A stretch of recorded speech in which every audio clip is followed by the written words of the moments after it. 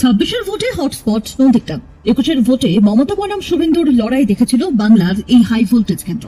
আর এবার সেখানে দুই ভূমিপুত্রের লড়াই, গুরু শুভেন্দু অধিকারী বনাম শিষ্য পবিত্র কর, যারা এখন পরস্পরের নির্বাচনী প্রতিদ্বন্দ্বী। 2026-এর বিধানসভা ভোটের অন্যতম আলোচিত প্রার্থী হলেন পবিত্র কর। দীর্ঘদিন ধরে রাজনীতির সঙ্গে যুক্ত থাকলেও সেইভাবে প্রকাশ্যে আসেননি। তবে প্রার্থী তালিকা ঘোষণার কয়েক ঘন্টা আগে তৃণমূলে যোগ দিয়ে প্রার্থী মনোনীত হওয়ায় তাকে ঘিরে শোরগোল পড়ে গিয়েছে গোটা রাজ্যে। বুধবার নন্দীগ্রামে পবিত্র করের প্রচারে কর্মী সভা করেন তৃণমূলের সর্বভারতীয় সাধারণ সম্পাদক অভিষেক বন্দ্যোপাধ্যায়। নন্দীগ্রামের মাটিতে দাঁড়িয়ে শুভেন্দু অধিকারীকে হারানোর চ্যালেঞ্জ ছোড়েন তিনি। এবার একই সুর শোনা গেল প্রার্থী পবিত্র করের গলাতেও। শুনুন, যুব সমাজের আইকন, উনি যে এনার্জিটা দিয়ে গেল সেটা কর্মী সমর্থকদের একেবারে উজ্জীবিত করে তুললো, যেতে পরবর্তী দিনে একেবারে কাল সকাল থেকে দেখবেন একেবারে দ্রুত গতিতে সমস্ত বুথে বুথে কর্মীরা নেমে পড়ছে এবং আরো জোশ নিয়ে কাজ করছে। বেশ কয়েকজন অভিমানী ছিল, তাদেরকে কি এই অভিষেকের কাছে এনে সেই অভিমান ভাঙালেন?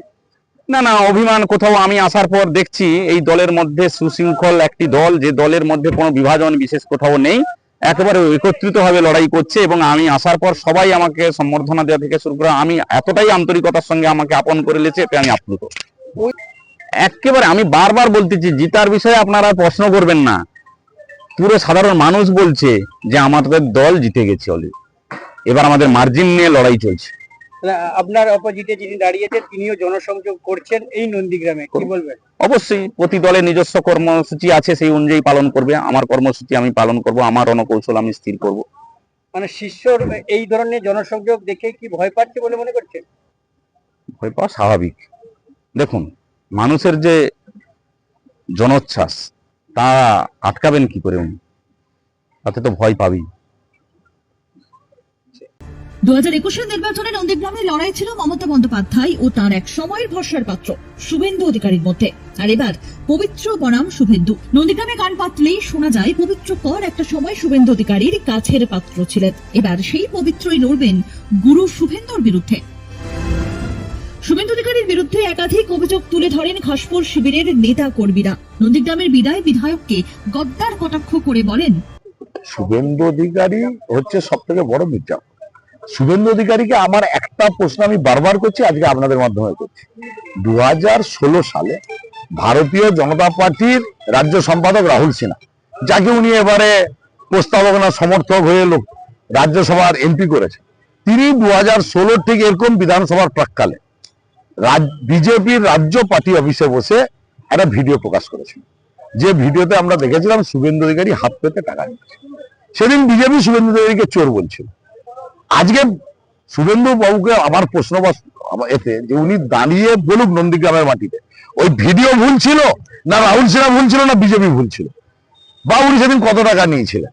তাহলে আজকে কি সফেদ পাউডারে ধোয়া হলো যে উনি চোর থেকে সাধু হয়ে গেল?